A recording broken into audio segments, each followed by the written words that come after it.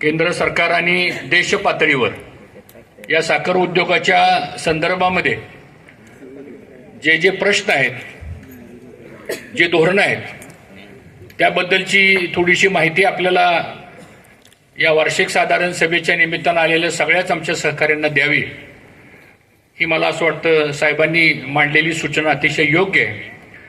आणि म्हणून मी थोडक्यामध्ये आपल्याला फक्त माहिती देतोय, कारण आपण सर्वजण या क्षेत्रामधले तज्ज्ञ आहात, दिग्गज आहात.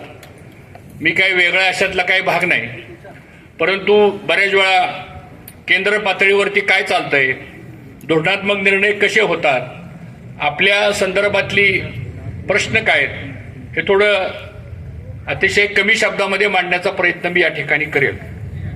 आज आपल्याला माहिती आहे की नॅशनल फेडरेशननी 350 लाख मेट्रिक टनाचं उद्दिष्ट आपण ठरवलं होतं आणि त्यामध्ये 315 लाख टनाचं साखरेचं उत्पादन होईल. आणि परवा जो इथेनॉलचा कोटा मिळाला त्यामध्ये साधारणतः 35 लाख मेट्रिक टन, म्हणजे असं अंदाजे 350 lakh metric ton, 5% minus plus एवढं प्रोडक्शन होऊ शकेल.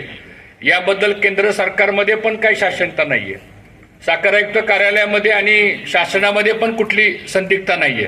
त्यामुळे आता प्रोडक्शन किती होणार आहे 25-26चं, याबद्दलची स्पष्टता जवळजवळ आता आलेली आहे. त्याचबरोबर आत्ताची परिस्थिती जर बघितली आपण तर साधारणतः 495 साखर कारखाने देशामध्ये सुरू झालेले आहेत आणि आतापर्यंत अप्रॉक्सिमेटली कालच्या तारखेपर्यंत 115 लाख मेट्रिक टनापर्यंत गाळप झालंय, जे गेल्या वर्षीच्या तुलनेनं माझ्या माहितीप्रमाणे 20 लाख टनाचं अतिरिक्त गाळप झालेलं आहे गेल्या वर्षीच्या तुलनेनं.